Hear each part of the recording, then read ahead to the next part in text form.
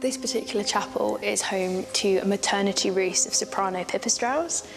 They're the smallest bat that we have in the UK. I think there's only a couple around here at the moment. I feel like it's the calm before the storm. I feel like they're all about to emerge. They're coming out of this corner, I think. It's really kicking off now. They're just swarming. They're just everywhere. Of course, as a maternity roost, they're all females, and they come together at this time because they're vulnerable and they're pregnant.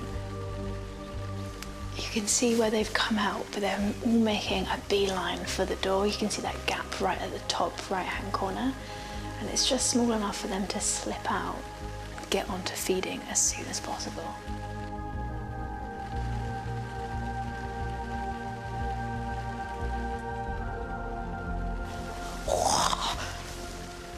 That was like a centimetre from my forehead. They're still coming out. How many are there?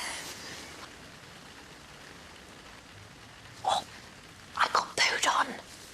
Yes. Badge of honour. Right on my cheek if you want a close-up. Wasn't in my mouth or my eye, so I'm winning. I mean, I've seen some pretty cool bats in my time, but this, I think, might have to top it. Now, whilst I can hear a little bit of their echolocating clicks, it's only so much my ears are capable of, which is where trusty technology comes in.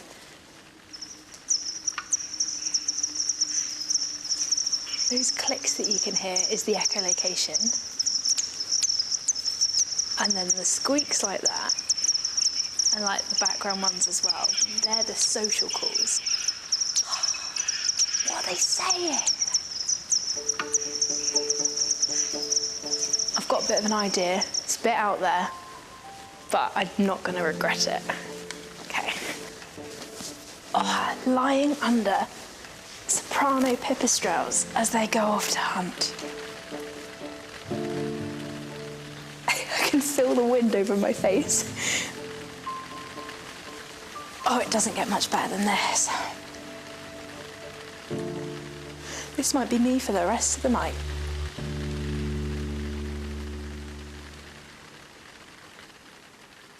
It was utterly inconceivable, and honestly, I'm still beaming. I went to sleep about 1 AM last night because I was utterly buzzing. I was like lying under a cascading waterfall of bats. It was utterly, utterly epic. Now, of course, it is important to say that all bat roosts are protected under law, and you can't cause any disturbance. So, of course, when we were there, we were with licensed bat researcher Steve Rowe, who was there to secure and watch us as we went through that amazing experience. And he's been studying that roosting colony really, really specifically. Now, they do this amazing swarming social behaviour before they emerge for an evening of foraging, and to be honest, it's a bit of a mystery.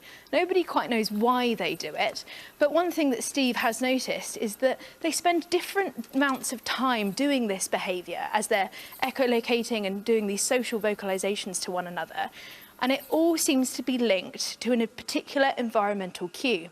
Now, I know you all love a graph, so I'm going to give you everything as you wish.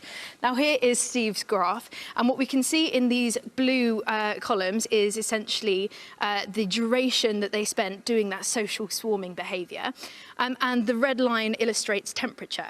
So on the nights where it was a high temperature, they spent more time inside doing this social swarming, and when it was a low temperature, they spent less time when it was colder inside doing those calls.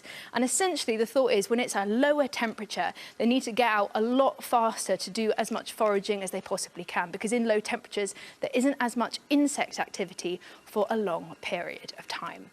I'm still overwhelmed by that experience. I'm not going to lie, genuinely one of the best things I have ever done.